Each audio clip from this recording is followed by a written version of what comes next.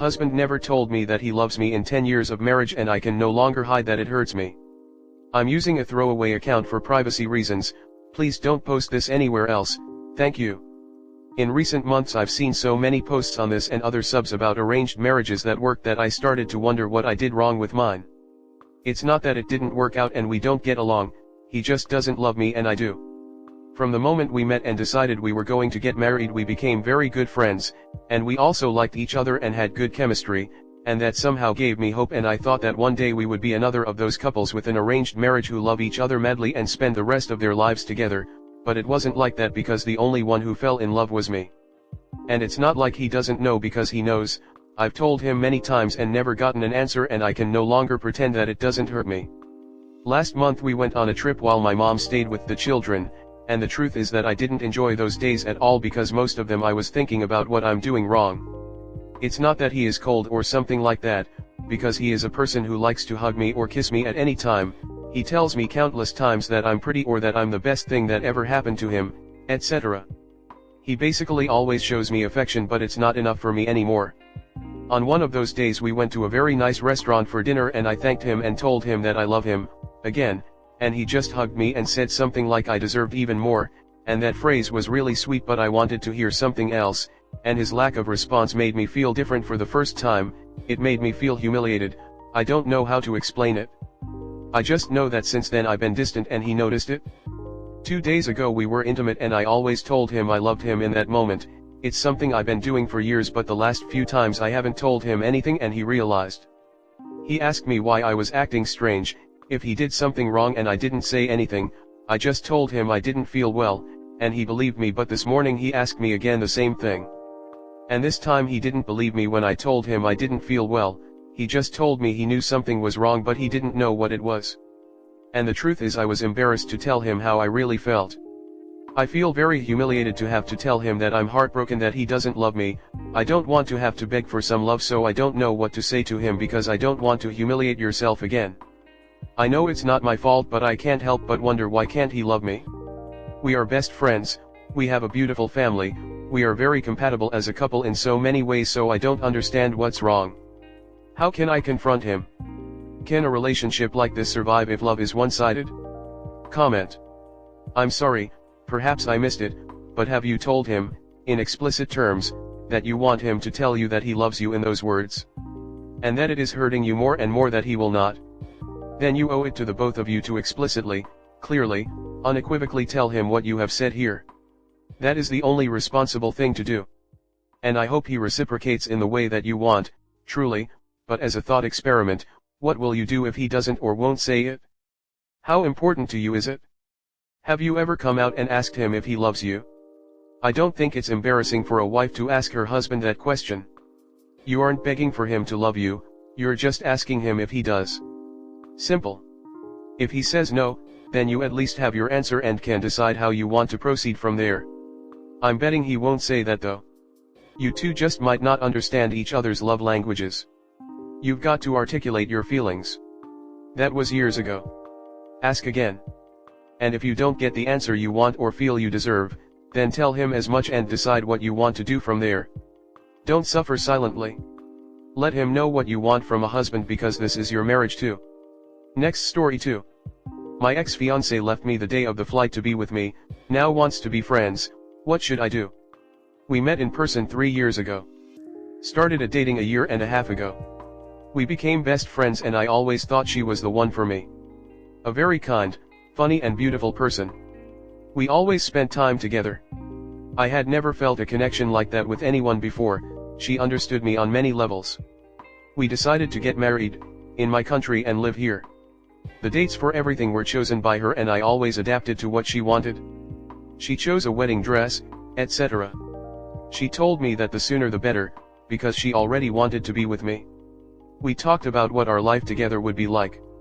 I made sure she felt safe with me. I planned the trip, bought the plane tickets and everything she needed for the trip, bought the rings and moved to another place to start our life together. Financially I had a better position, but I paid directly to flight agency.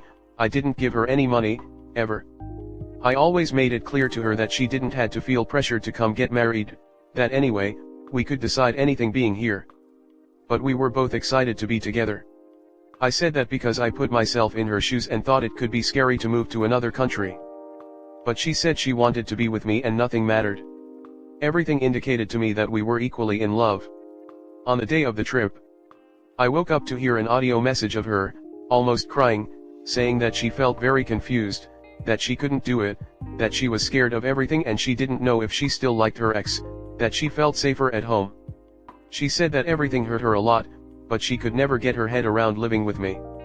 That she's afraid to take risks. So the day I waited for ages, that I imagined to be one of the happiest, turned out horrible. I tried to contact her but she ignored me. Her mother apologized to me. The next day, she made another audio saying that she hadn't had the courage to answer me before. And that she was overwhelmed and tired, but that she felt sorry. She said she felt relieved but doesn't know what she should do. That she still loves me and hopes we could talk about it at some point. I didn't wanted to respond, but I did, to tell her that I was very devastated and I deserve an explanation. Today she responded, saying that she would like to give me an explanation but that she is very tired of the subject and that what she needs is a break from all that, but I don't even know what happened. Said she would find the day to do it. That every day that passes she wonders how I am and hopes I'm doing better than her, and hopes we can still be friends and leave it all behind. Honestly, I don't even think she's sad for me, but I don't know if it's because I'm angry at her, and that changes my perception. Days ago, I wanted an explanation. I feel like I deserved it. I put so much effort, I loved her very much. I don't know where I went wrong, what went wrong, or what was the reason for her sudden change, sudden for me. I don't know if she was always lying, if she never loved me. If she's manipulative. The fact that she left me like that broke me. Not knowing the reason kills me. The more time passes and I don't know the reason, the more I think about it and feel many different things.